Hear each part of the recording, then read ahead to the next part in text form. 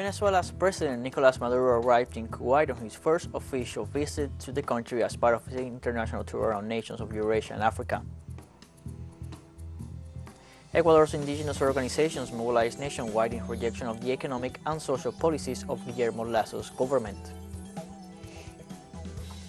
The Russian State Duma denounces a statement of the former Polish Foreign Minister Radoslaw Sikorski on the possibility of transferring nuclear weapons to Ukraine.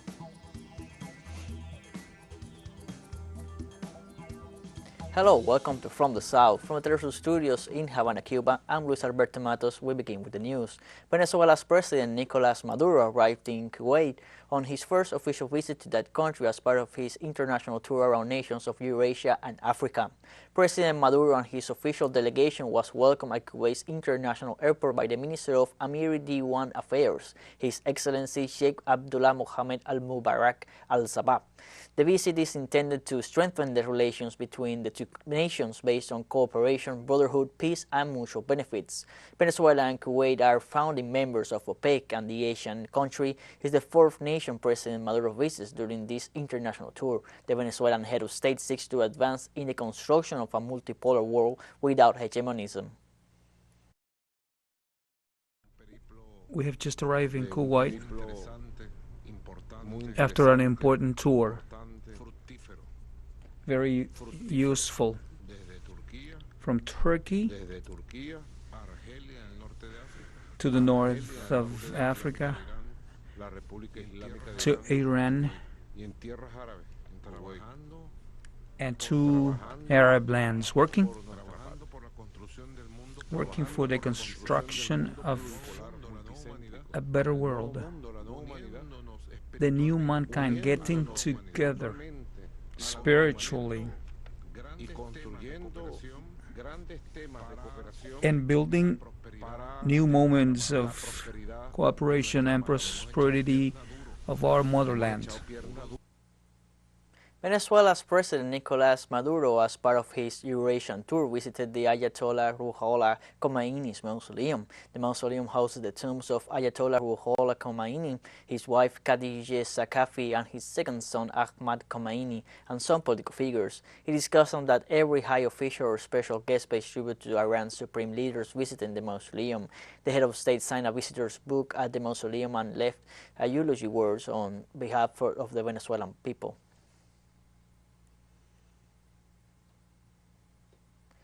Also, the President Nicolas Maduro Moros continued his Eurasian tour on Monday. The head of state met with Iranian oil minister Javad Oji. During the meeting, the Venezuelan head of state highlighted Iran's achievements in oil production technology and praised the Persian nation's labor for people's development and stressed his intention to cooperate with Iran to boost tech in Venezuela as well as oil production.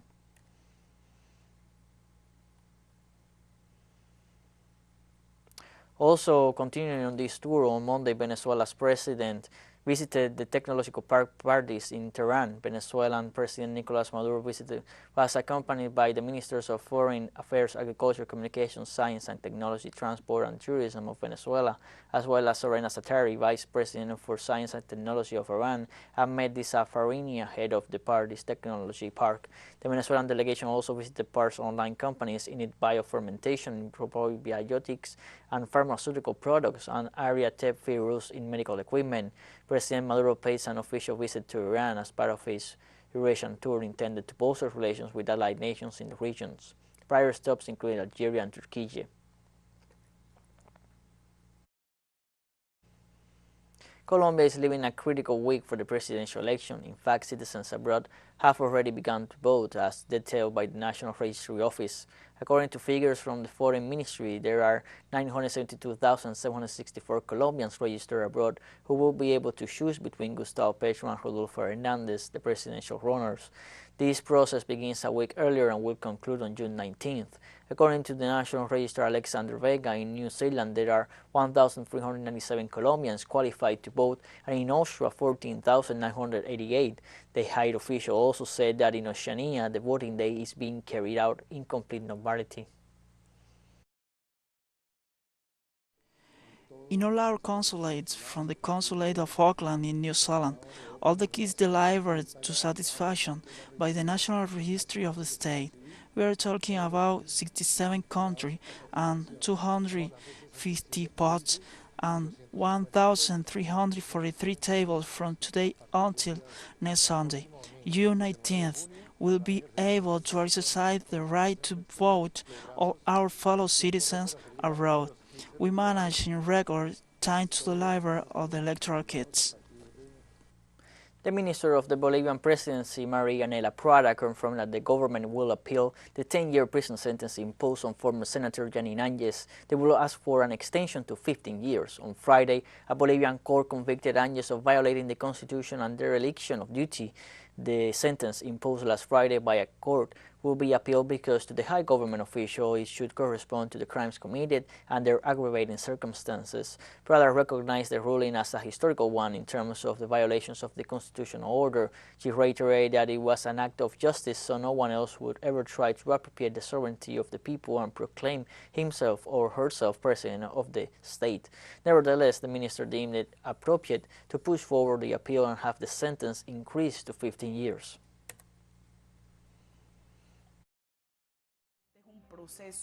This is a process fostered through the Ministry of Government and the State Attorney General's office. We are going to proceed with an appeal asking for 15 years, which is what we have always demanded, not only because of the crimes that have to do with actions opposed to the Constitution and dereliction of duties, but also because of the aggravating circumstances that exist in this case. We're taking a short break now. Join us again after this.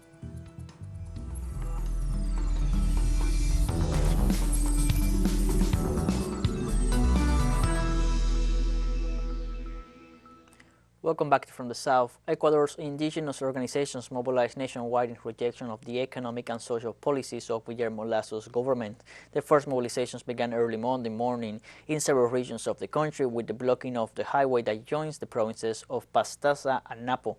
The protesters demand from President Guillermo Lazo the reduction of fuel prices, fair prices for agricultural products, more employment and respect for labor rights.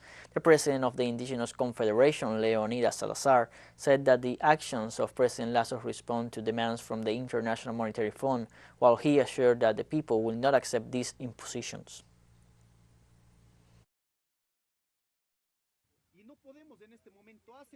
And we cannot at this moment accept as normal that the President of the Republic continues to say yes to everything imposed by the International Monetary Fund.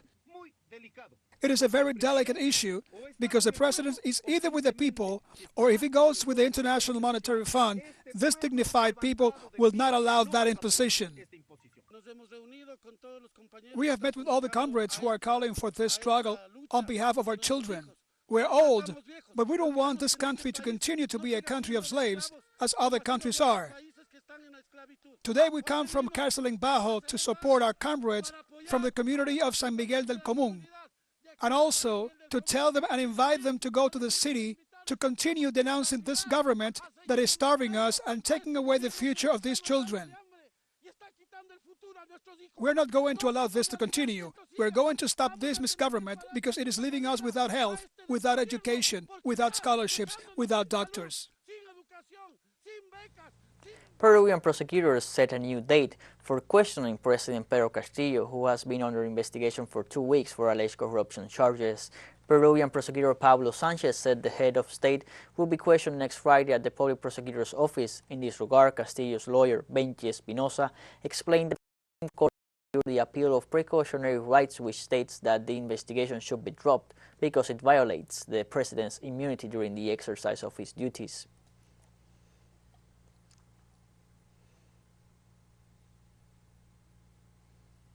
Human remains have been found in the search for British journalist Dominic Phillips and Brazilian indigenous expert Bruno Pereira, who disappeared in the Amazon after receiving threats. Police said evidence found floating in the river led them to believe something bad happened, which are now undergoing DNA testing. Relatives of the veteran correspondent and the respected indigenous specialists have been enduring an anguished wait for news on their fate since they disappeared a week ago. The two went missing while on a reporting trip to Brazil's Javari Valley, a remote jungle region filled with illegal fishing, lodging, mining, and drug trafficking.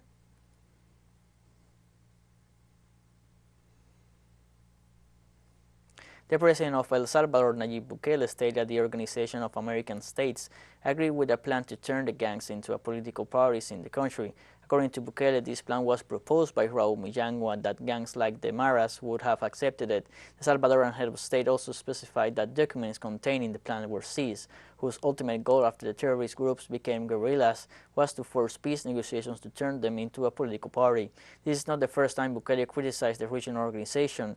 He previously labeled the regional body as a ministry of colonies of the United States and assured that the mechanisms no longer has reasons to exist.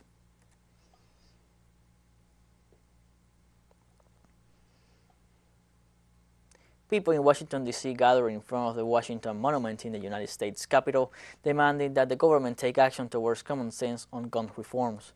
As of June 5th, the Gun Violence Archive has tabulated 246 mass shootings in the U.S. in 2022, claiming the lives of more than 18,000 people. Angry and frustrated after the mass shootings in Uvalde, Texas and Buffalo, New York, U.S. citizens rallied in more than 400 cities across all 50 states. Many rally participants said that political inaction in Washington, D.C. against the scourge of gun violence is unacceptable.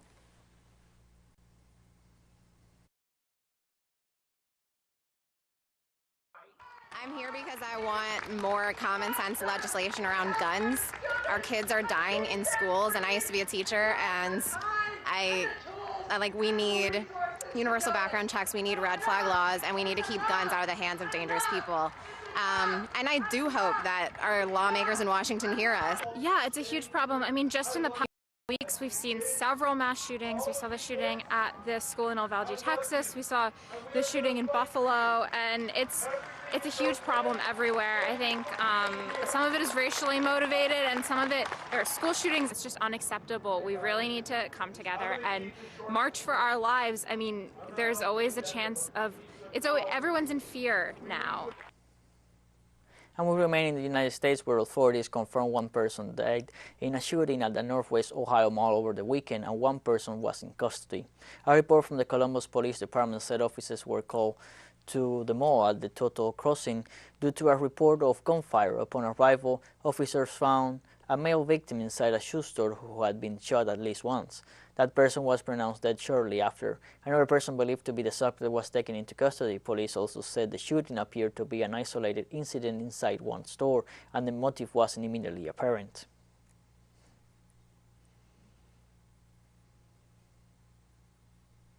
The Stockholm International Peace Research Institute launched the findings of its Yearbook 2022, which assessed the current state of armaments, disarmaments, and international security.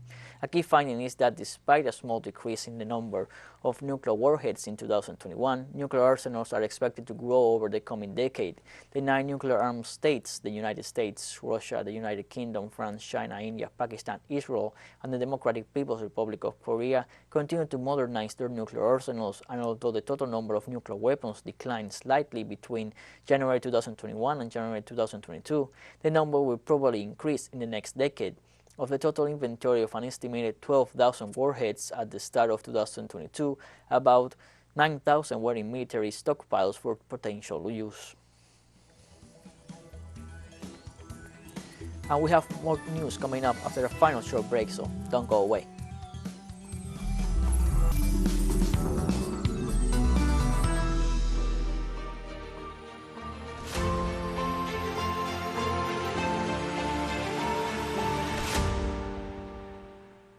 Welcome back to From the South. The Russian State Duma announced a statement of former Polish Foreign Minister Radoslaw Sikorski on the possibility of transferring nuclear weapons to Ukraine. The president of the Duma, Vyacheslav Volodin, emphasized that with his statement, the current member of the European Parliament incites to a nuclear conflict in the east of Europe. According to the Russian deputy, Sikorski's considerations on the possibility of giving nuclear weapons to Ukraine demonstrate the necessity of the demilitarization of Kiev, as well as the obligation to ensure that the country remains a nuclear weapon-free state. The plans designed by Washington and its allies in the European Union to weaken the Russian economy through sanctions have not paid off. The Eurasian nation won more than 93 billion euros from hydrocarbon sales in the last 100 days. According to reports published by the Finnish Center for Research on Energy and Clean Air, the EU accounted for 61% of Russian hydrocarbon sales, equivalent to 57 billion euros during the 100 days of the conflict in Ukraine. The biggest importers of Russian oil were China, Germany and Italy. As for the country's revenues, more than 46 billion came from oil sales, followed by gas and other oil byproducts. The report also stated that countries such as Poland and Finland made efforts to reduce their imports from Russia, but others such as China, France and the Arab Emirates increased them.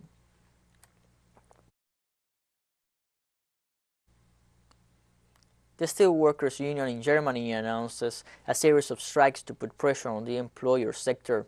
The union is trying to put pressure on the management before the fourth round of negotiations on wage increases for the steel industry's employees in northwest Germany. The union demands an 8.2% wage increase compared to the 4.7% proposed by the employers after the third round of negotiations on Friday. The Employers Association called on IG Metall to focus on reality-based solutions. According to the union, since June 1st, some 16,000 employees in 50 companies in the sector have taken part in strikes during the collective bargaining.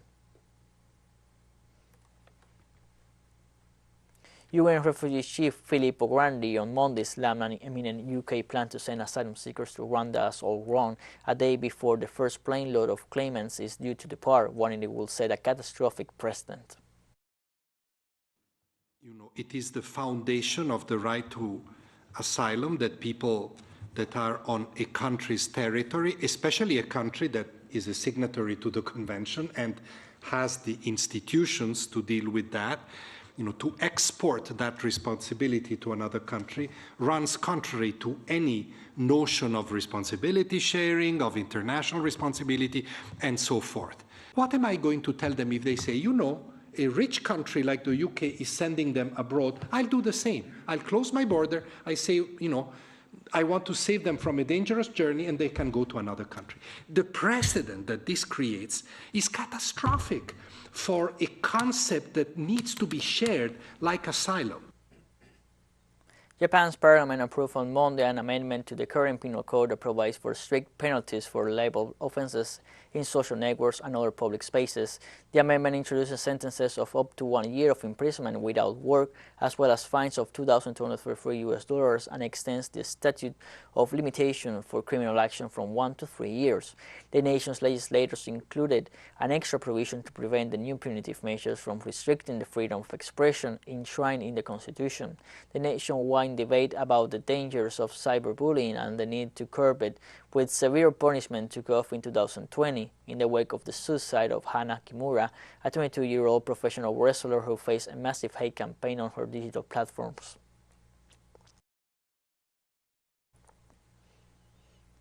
The United Nations High Commissioner for Refugees expressed concern about escalating violence in Sudan's Darfur region, which has displaced thousands of people, including across the border into Chad. It appears that everything began with a land dispute in this complex region made up of federated states within Sudan in Northeast Africa. The clashes led to attacks by armed militias against several villages. According to a report issued by UN Refugee Agency Principal Situation Coordinator for Darfur, Toby Howard, nearly 10,000 have fled away for intercommunal violence in the Jebel Moon locality of West Darfur state. During an assessment mission, the UN Refugee Agency and partners deliver emergency shelters to displaced families as well as other life-saving supplies including jerrycans, plastic sheets, blankets, sleeping mats, kitchen sets and mosquito nets.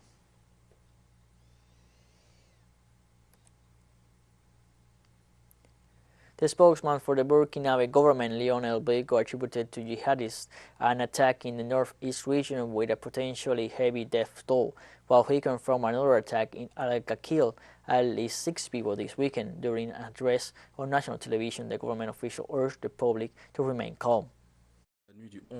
During the night of 11 to 12 November, armed individuals committed further despicable acts in this locality of Burkina Faso, causing a massive displacement of the population towards the town of Dori, 47 kilometers from Seitenga. It must be said that the report that has been circulated on social networks so far, which speak of more than 100 people killed, is not yet confirmed. We hope it is not necessarily accurate, because at the time of writing, the army is still doing a sweep. And teleSUR expands its signal with new satellite parameters since more than ever the world connects to us and our stories are being heard in other faraway nations. These parameters are in place since June 1st in Latin America and the Caribbean, both in English and in Spanish, and quite soon further changes will be implemented for the signals in Europe, the Middle East, and Africa. This new multi-platform will continue providing truthful content to oppose the hegemonic media's narrative and our faithfulness to our audience.